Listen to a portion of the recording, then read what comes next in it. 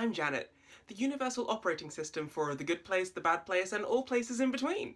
Now, I know I might look a little different than the Janet you were expecting, but I thought after 800 reboots, a change was needed. And as William Cowper says in his famous poem The Task, first published in 1785, variety is the very spice of life. Right now, our very talented accountants are tallying up all of the actions that you did on Earth to input into our points system. Oh, one moment. I've just gotten word that they've gotten onto your browser history and things aren't looking great for you. Well, don't worry. I'm sure you can find an ex-demon and a plucky group of humans to help you get to the good place. Bye-bye now. Hi, hello, how are you? Today we are going to be talking about one of my favourite TV shows at the moment. It is so hilarious and so heartwarming and just wonderful. It is called The Good Place. It's currently on Netflix and probably other places than Netflix, but I don't know, but it's on Netflix, so you can watch it there. If you've never seen The Good Place, it's a really awesome show about four humans' adventures in the afterlife with like mythical beings and immortal creatures and demons. It's so great. It's really funny and it's also really heartwarming. It has lots of amazing messages and themes and a really awesome diverse cast, so I say go watch it right this second. Now, all of the characters in The Good Place are so incredibly relatable, it would be impossible for you not to be able to find someone you identify with. So that's what we're going to do today, and let's get started. First up, we have Janet, my main girl. Janet, the know-it-all, the planner. She is basically a supernatural operating system for The Good Place, and she knows literally every single bit of information that's ever been out there. It's crazy. She's basically a supercomputer in the shape of a really hot girl. So, because of Janet's abilities, she basically serves as a personal assistant to everyone in The Good Place. Whatever they need to know, whatever they need to get, she will appear and get it for them. So if you are a Janet, you are the knowledgeable one. You're the one that knows everything, how to solve every situation, how to get everything. And so people tend to come to you to help them solve problems because they go, oh, they'll know how to fix this. They will know everything that needs to be done to sort out this situation, which is an awesome thing. You know, it's great to be the one that knows everything, but there is also a downside to having that kind of personality.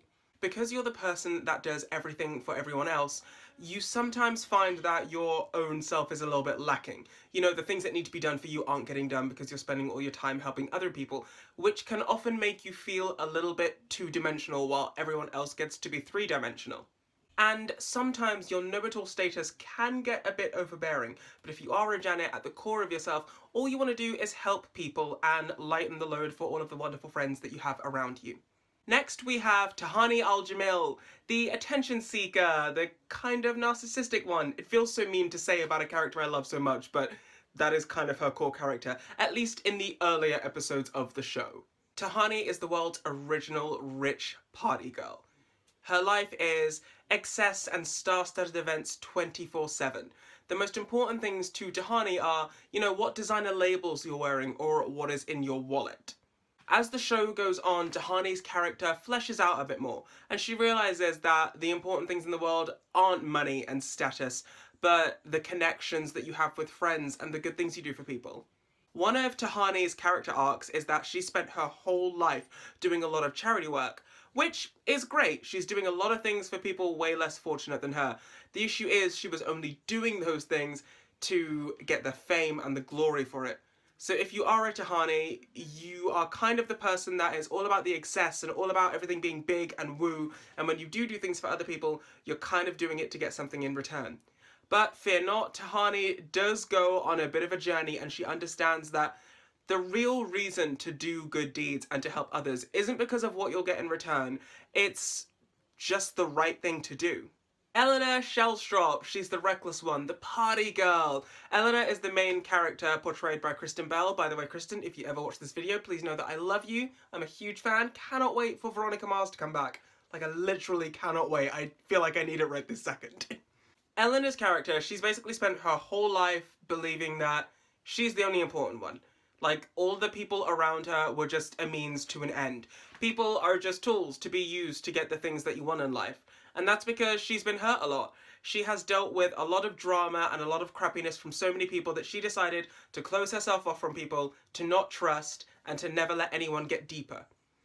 But what Eleanor does want at the core of herself is to have a deep and serious connection with people. She loves fiercely, she's incredibly loyal, but she's afraid to get hurt again, so she doesn't reach out. So if you're an Eleanor, you might be a bit guarded. You seem like everything is awesome and wonderful and fun and crazy, but on the inside, you're kind of hurting. You only show people the surface because if you allow them to get deeper, they could then hurt you. But you will learn, as Eleanor learns, that once you get the right people around you, it's totally fine to open up and let them see who you are because they won't hurt you. They will just love you even more for it. Next, we have Chidi Anagonye. He is the overthinker, the neurotic one. He's everyone's neurotic fave. Chidi is basically me. I'm not just saying that because we're both black. I'm saying that because I'm a massive overthinker. Every tiny situation, no matter how insignificant it seems, I will think on it and think on it and think on it and constantly turn it over in my head to the point that it drives me crazy and kind of ruins my day. If you are a Chidi, you put a lot of thought into everything that you say and do. You don't ever want to hurt anyone's feelings, and you don't ever want to inconvenience everything, which is a good thing. We should be thinking about our actions because they carry weight. The thing is, you overthink to the point where you drive yourself crazy, you cause a lot of stress, and you'll probably end up annoying other people around you because it takes you 3 hours to decide whether you want a burger or fries. Because the obvious answer is both of them, duh. As a Chidi, you tend to spend a lot of your time overthinking to the point where your decisions actually don't matter anymore, and you find it really difficult to let go and go with the flow because you need to be in control of the situation. But the good thing is, you will learn, just like Eleanor and Tahani learned, that when you're around the right group of people, it's okay to let go and just let things happen. Next up, we have Jason Mendoza, the very epitome of the lights are on, but nobody's home. Jason is childlike and sweet and very naive and not very smart. Which wouldn't, be a terrible thing. The only issue is because of how childlike his mind is, he's often swayed in bad directions by bad people. Or maybe not even necessarily bad people, but just by people whose moral compass is kind of all over the place. If you're a Jason, then you don't have a bad bone in your body. You just want to bring the fun and make everyone laugh, which can be great, but it also means that you maybe don't focus on some of the super serious things in life because they're not fun and you just want to bring the party. But the good thing about being a Jason is you are incredibly kind and open-hearted and tolerant. Michael, the authority figure. I say authority figure with air quotes because although Michael is the mastermind behind The Good Place and the dastardly plans that go on throughout the show, his authority, it does come into question quite a few times.